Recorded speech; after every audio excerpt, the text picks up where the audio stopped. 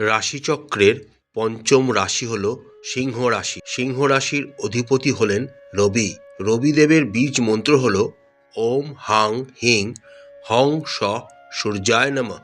আজকের এই ভিডিওটিতে আমরা সিংহ রাশির জাতক জাতিকাদের 2025 সালের জানুয়ারি মাসটি কেমন কাটতে চলেছে সেই সম্পর্কে বিস্তারিত আলোচনা করতে চলেছি।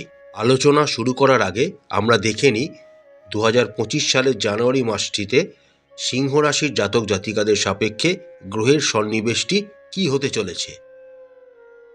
সিংহ রাশির সাপেক্ষে আপনাদের দ্বিতীয় ঘর কন্যা রাশিতে কেতু মহারাজ গোচর করছেন। আপনাদের চতুর্থ ঘর বৃশ্চিক রাশিতে বুধ গোচর করছেন। আপনাদের পঞ্চম ঘরে ধনু রাশিতে রাশি অধিপতি রবি গোচর করছেন। সিংহ রাশির সপ্তম ঘরের অধিপতি শনি মহারাজ সপ্তম ঘরে সক্ষেত্রস্থ অবস্থায় কুম্ভ রাশিতে গোচর করছেন। সিংহ রাশির সপ্তম গৃহ কুম্ভ রাশিতে শুক্র গোচর করছেন। সিংহ রাশির অষ্টম গৃহে মীন রাশিতে রাহু মহারাজ গোচর করছেন। সিংহ রাশির দশম গৃহ বৃষ রাশিতে দেবগুরু বৃহস্পতি বক্রী অবস্থায় গোচর করছেন এবং সিংহ রাশির দ্বাদশ ঘরে কর্কট রাশিতে মঙ্গল নিচস্থ এবং বক্রী অবস্থায় গোচর করছেন। 5 জানুয়ারি থেকে বুধ বৃশ্চিক রাশি থেকে ধনু রাশিতে গোচর শুরু করবেন। 15 জানুয়ারি থেকে রাশি অধিপতি রবি পঞ্চম ঘর ধনু রাশি থেকে বেরিয়ে যাবেন এবং মকর রাশি, যা আপনাদের ষষ্ঠ ঘর, সেখানে গোচর শুরু করবেন। 22 জানুয়ারি থেকে মঙ্গল বক্রী অবস্থায় মিথুন রাশিতে আপনাদের একাদশ ঘরে গোচর শুরু করবেন। 25 জানুয়ারি থেকে বুধ মকর রাশিতে গোচর শুরু করবেন এবং 29 জানুয়ারি থেকে শুক্র মীন রাশিতে গোচর শুরু করবেন। এবার আমরা দেখে নিই 2025 সালের জানুয়ারি মাসটি সিংহ রাশির জাতক জাতিকাদের সাপেক্ষে কী ফলাফল বয়ে নিয়ে আসতে চলেছে। আগামী জানুয়ারি মাসটিতে কর্মক্ষেত্রের দিক থেকে সিংহ রাশির জাতক জাতিকারা অনুকূল ফলাফল পাবেন না। সারা জানুয়ারি মাস জুড়েই শনি মহারাজ সিংহ রাশির সাপেক্ষে সপ্তম ঘরে গোচর করবেন। তার ফলে আপনারা কঠোর পরিশ্রম করা সত্ত্বেও কর্মজীবনে সন্তুষ্টির অভাব অনুভূত আপনাদের হবে। কর্মজীবনে আপনারা স্বীকৃতি পেতে পায়ের ঘাম মাথায় ফেলতে হবে। এর ফলে আপনাদের জীবনের কর্মের প্রতি যে প্রত্যাশা তা অনেকটাই আঘাত লাগতে পারে। এই সময় আপনাদের মনে হতে পারে যে আপনাদের কর্মজীবনের অগ্রগতিটা থেমে গেছে অথবা অত্যন্ত ধীর গতিতে হচ্ছে। তার সাথে সাথে দশম ঘরে দেবগুরু বৃহস্পতির অবস্থানের জন্য কাজে আপনাদের চাপ ক্রমাগত বাড়তে থাকবে।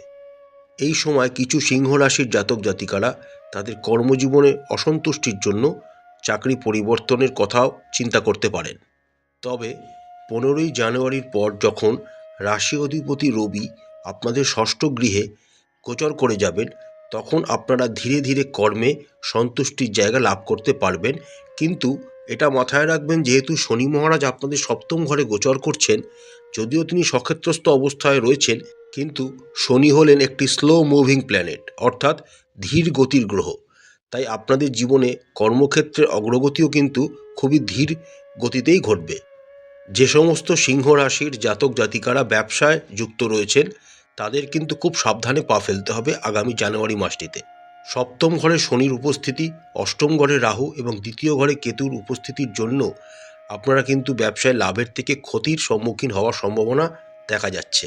আপনাদের ব্যবসায়িক জীবনে কিন্তু যথেষ্ট অস্থিরতা থাকবে, তাই এই সময় খুব সাবধানে আপনাদেরকে এগোতে হবে। মাসের প্রথমার্ধে আপনাদের প্রতিদ্বন্দ্বীরা আপনাদের থেকে অনেকটাই এগিয়ে যেতে পারেন, কিন্তু ঘাবড়াবেন না, শান্ত থাকবেন। মাসের দ্বিতীয়ার্ধে যখন আপনাদের রাশি অধিপতি রবি ষষ্ঠ ঘরে গোচর করে যাবেন, তখন থেকে আপনারা আপনাদের ব্যবসায় অগ্রগতি দেখতে পাবেন।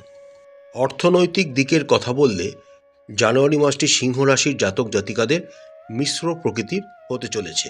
আপনাদের চান্দ্র রাশি সাপেক্ষে দেবগুরু বৃহস্পতি দশম ঘরে গোচর করছেন বক্রী অবস্থায় বৃষ রাশিতে। এর ফলে আপনাদের খরচ কিন্তু খুব সাবধানে করতে হবে, নতুবা আপনাদের অর্থের যোগানের খামতি দেখা দিতে পারে। সিংহ রাশির সাপেক্ষে অষ্টম ঘরে রাহু এবং দ্বিতীয় ঘরে কেতুর উপস্থিতি আপনাদের ব্যয়কে অনেকাংশে বাড়িয়ে দিতে পারে, এবং শুধু তারা ব্যয় বাড়িয়ে দিতে পারে তাই নয়, আপনাদের অর্থের উপার্জনকেও তারা ব্যাঘাত ঘটাতে পারে। সিংহ রাশির সাপেক্ষে আপনাদের তৃতীয় ঘরের অধিপতি বুধ যখন 5th জানুয়ারি থেকে আপনাদের পঞ্চম গৃহে গোচর করে যাবেন, তখন আপনাদের আয় প্রবাহ বাড়তে থাকবে এবং এই সময় আপনারা ভালো পরিমাণ আয়ের মুখ দেখতে পাবেন। স্বাস্থ্যের দিক থেকে আগামী জানুয়ারি মাসটি সিংহ রাশির জাতক জাতিকাদের যথেষ্ট সচেতন থাকতে হবে। দশম ঘরে বক্রী অবস্থায় বৃহস্পতির অবস্থান এবং সপ্তম ঘরে শনি মহারাজের অবস্থান আপনাদের জন্য খুব একটা ভালো স্বাস্থ্যের দিক নিয়ে আসবে না। শুধু আপনাদের স্বাস্থ্যই নয়, আপনাদের জীবনসঙ্গীর স্বাস্থ্যের সমস্যাও আপনারা দেখতে পাবেন এবং তাদের জন্য আপনাদের কিছু অর্থ ব্যয়ও করতে হবে।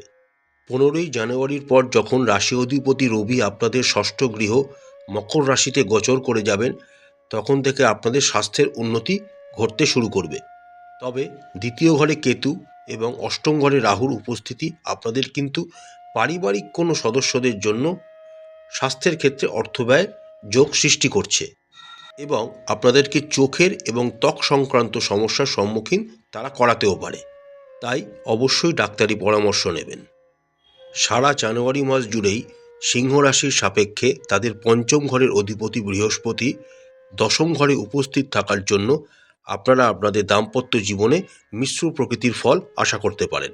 এই সময় আপনাদের দুজনকার মধ্যে আকর্ষণের ঘাটতি দেখা দিতে পারে বা এই সময় আপনারা একে অপরের থেকে কর্মের সূত্রে বা কোনো কারণের সূত্রে আপনারা দূরেও থাকতে পারেন।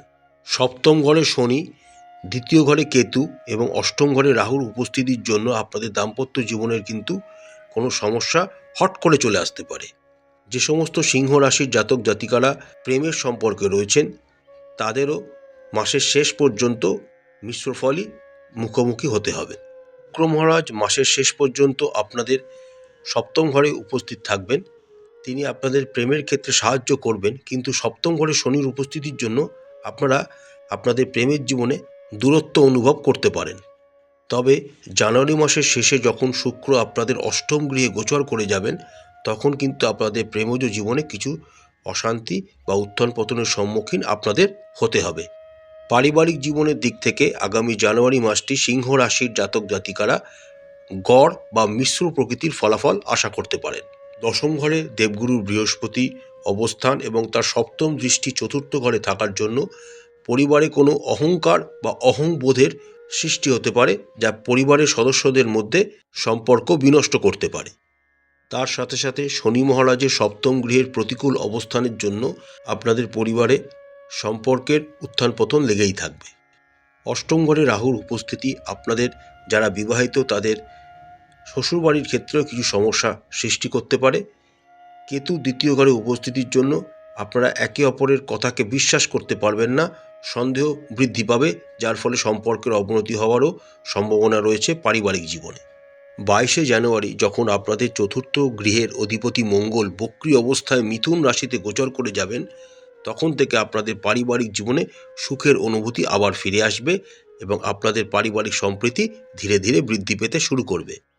প্রতিকারস্বরূপ সিংহ রাশির জাতক জাতিকারা রাশি অধিপতি রবির বীজ মন্ত্র 108 বার করে জপ করবেন।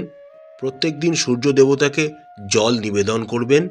যদি সময় পান প্রত্যেক দিন আদিত্য হৃদয় স্তোত্রম পাঠ করবেন, এতে আপনাদের অনেক উপকার পাবেন।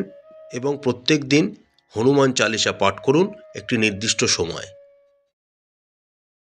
আশা করছি বন্ধুরা 2025 সালের জানুয়ারি মাসটি প্রত্যেক সিংহ রাশির জাতক জাতিকাদের খুব ভালো কাটবে। মা তারা আপনাদের সবাইকার মঙ্গল করুন, আপনাদের সমস্ত মনের ইচ্ছা মা তারা পূরণ করুন। আমাদের চ্যানেলটি যদি আপনাদের ভালো লাগে তাহলে অবশ্যই লাইক করবেন, শেয়ার করবেন, কমেন্ট বক্সে কমেন্ট করে জানাবেন আর অবশ্যই সাবস্ক্রাইব করে আমাদের চ্যানেলটির পাশে থাকবেন। নমস্কার।